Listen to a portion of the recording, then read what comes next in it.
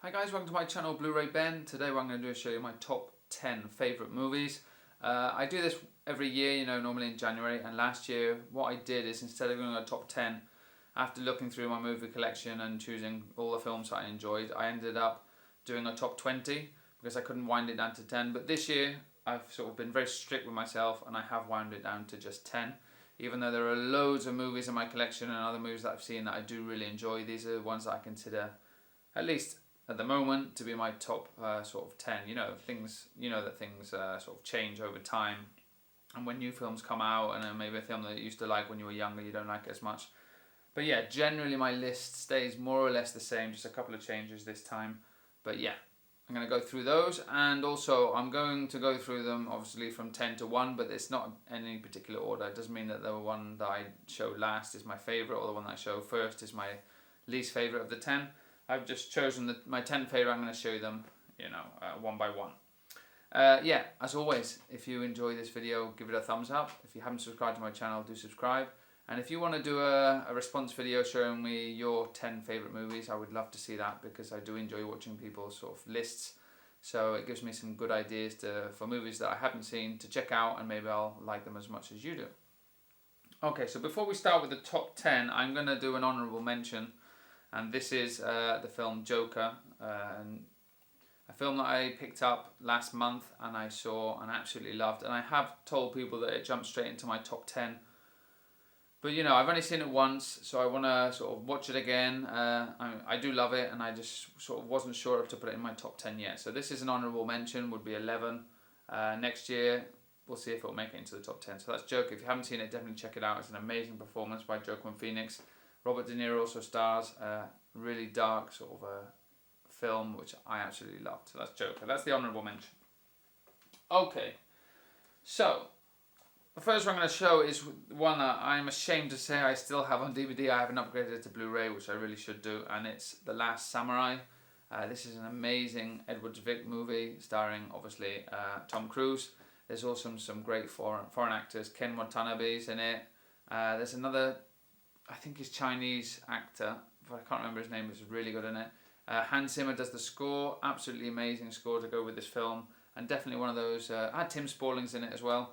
Definitely one of those movies that, I know that people who've seen it, they say it's a great movie, but not everyone's seen it. It's one of those movies that sort of went a bit under the radar, at least for the quality of the movie that it is, and yeah, just a great movie that I've seen many times, and every time I watch it I absolutely love it. And I'm also interested in the sort of story of the samurai and their culture and things like that, so any movie that comes sort of close and really delves deep into it I always enjoy. So yeah, if you haven't seen The Last Samurai, definitely check it out. If only for the score and for the cinematography, absolutely amazing film. Okay, the next one I'm going to show you is a sort of double pack. So the film that I actually consider to be my favourite is King Kong, and this is the Peter Jackson version. I think it's 2005, can't remember. And this is the Ultimate Edition, which is has the extended version, which is really long, but it's got some really good scenes in it. And it's just a film that I've seen many times, and when I watch it, I'm just in awe. Absolutely amazing film. The special effects are brilliant.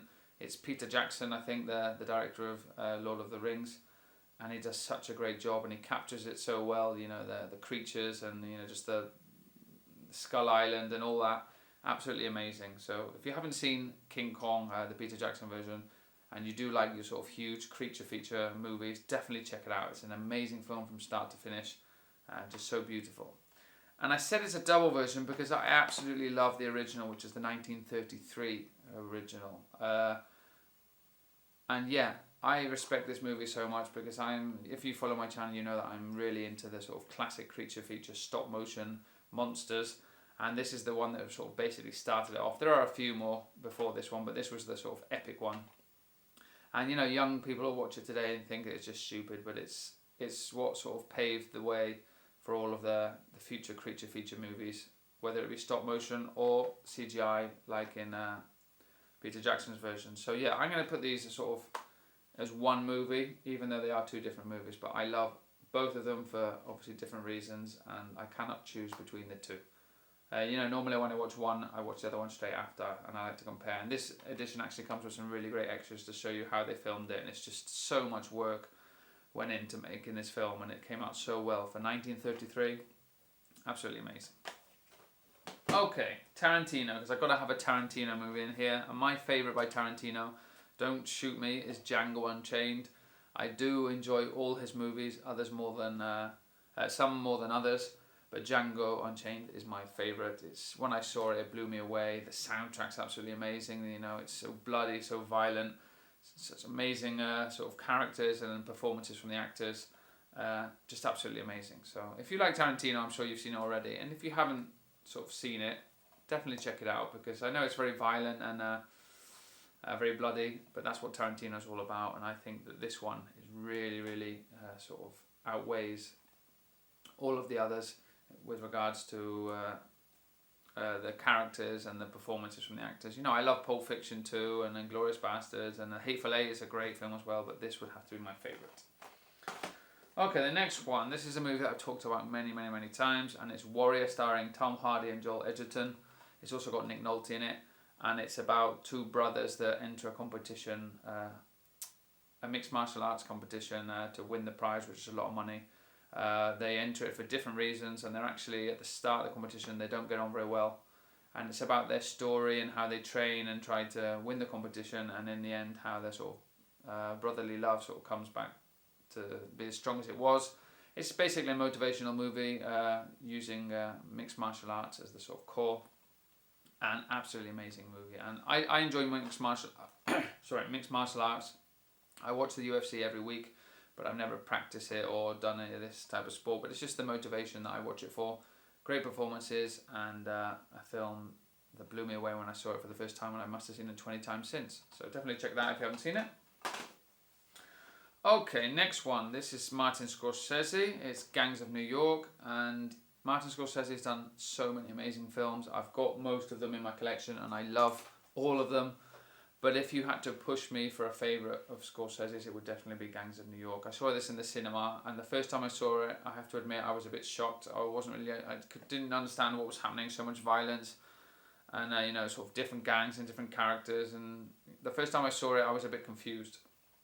But then I picked it up, and I must have seen it 20 times since, and it's just such an amazing movie.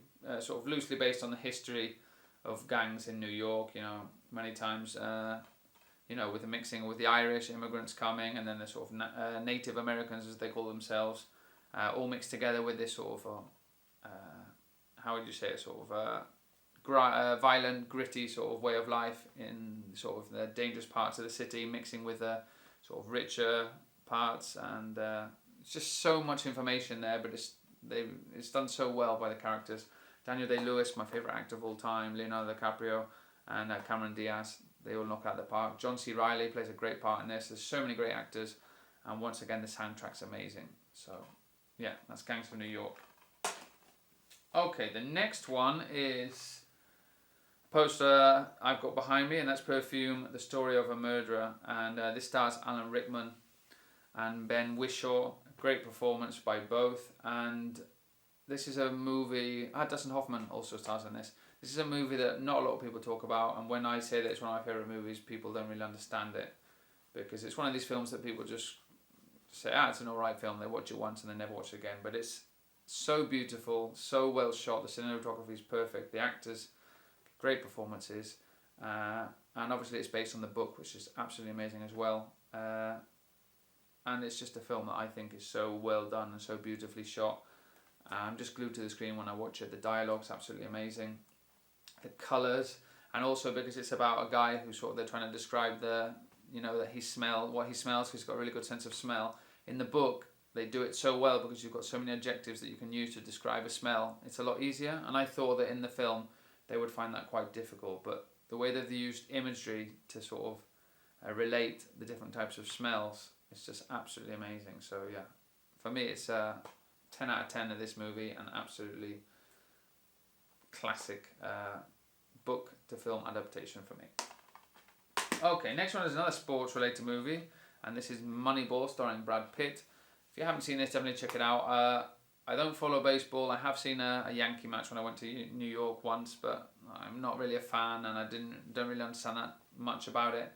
But I love this film, basically about coach, a baseball coach, who's trying to sort of change the way of the game and trying to win in a different sort of strategic way rather than the sort of normal way that all of the scouts and the managers do it, and his sort of fight to get his team, to the top spots of the league, and everything he has to go through and all the people he has to go up against to achieve that. It's an amazing film, and I think Brad Pitt is one of his best performances. There's a lot of great actors in this. Philip Seymour Hoffman, I think, is one of the coaches or a manager, and he does a good performance. So yeah, it's a film that I've watched many times and absolutely love. I'm not saying that it's the most exciting film, it hasn't got an amazing soundtrack, but the storyline behind it and the way that they portray it is really good. Okay, now I've got another Brad Pitt movie, and this is starring Brad Pitt and Casey Affleck, and this is Jesse James, or The Assassination of Jesse James by the Coward Robert Ford. I've talked about this movie so many times. Such a beautiful film. The cinematography is beautiful. Soundtrack, once again, is beautiful. It's a classic sort of music that they go with it, and how they use the music to sort of explain the situation and the mood of each character, and also with the weather and all that. It's just done so well because it's out in the, I don't know what you call it because I'm not from the United States, but one of these, I can't remember what state is it. It's in Wyoming. I can't remember. But one of these states with sort of like prairies and sort of nothing, just one house here and then 100 kilometers or another house, and it's like a sort of western, but it's just so dark and gritty, and about obviously Jesse James and what he did and how he was assassinated. So yeah, great film. It's actually narrated during the film, and I think it's done so well. The way they've done the dialogue and the narration all mixed together, and it's a film that I've seen many times. Okay, coming down, number 9. This is Rush. This is another one I've talked about a lot. This is a Formula One movie, but it's like a sort of autobiography of 2 drivers in the season that they had fighting against each other. They were the 2 best drivers, and what they clashed heads during this season and what they had to do to sort of win the title. And yeah, it's very historical, sort of Formula One movie. But you don't have to enjoy Formula One if you want to see it, because it's just one of these motivational movies about sort of something that happened in history between 2 famous rivals, and in the end you just come away with it with respect for both of them and for what they did. This is a Ron Howard movie, movie, and just one that I think is absolutely amazing. And when you put this on, if you put this on your TV and you got a good sound bar, a good sound system, and you can hear the sound of the motor of the Formula One and the crashes and the explosions and the tyre screechings, it's just absolutely amazing, the special effects and the sound effects on this one. Okay, last and definitely not least, there we go, I have a poster. Everyone knew this was coming. This is There Will Be Blood, a Paul Thomas Anderson movie starring my favourite actor ever, Daniel Day-Lewis. And yeah, it's very difficult to describe what this film's about. It's basically about 2 opposing characters and how their lives come together, and how each person wants a different thing, and they have to use each other, but also they clash as well, and how they both want to achieve their goals. Mainly it's based on a character played by Daniel Day-Lewis, and how he wants to become rich and powerful, but how he has to clash with this other character to get what he needs. And it's just a beautiful film. Once again, the soundtrack's absolutely amazing. It's so powerful. Sometimes there are whole scenes without any dialogue at all. It's just the music and the sound effects, and it's done so well. And it's just a beautiful film that I've seen many times. It is long. There's some amazing scenes, definitely between the 2 protagonists.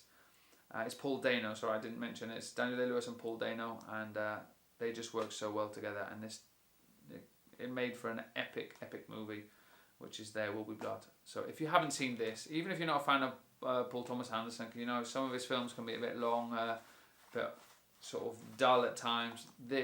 You've got to watch this at least once. Absolutely amazing. Okay guys, so there you go. I didn't want to go on too long. In the end it has been longer than I thought, but those are my top 10 favourite movies, plus The Joker, which would be sort of an honourable mention. Let me know what you think of my favourite movies, and of course subscribe to my channel and give this video a thumbs up. I'll see you in the next one guys. Take care.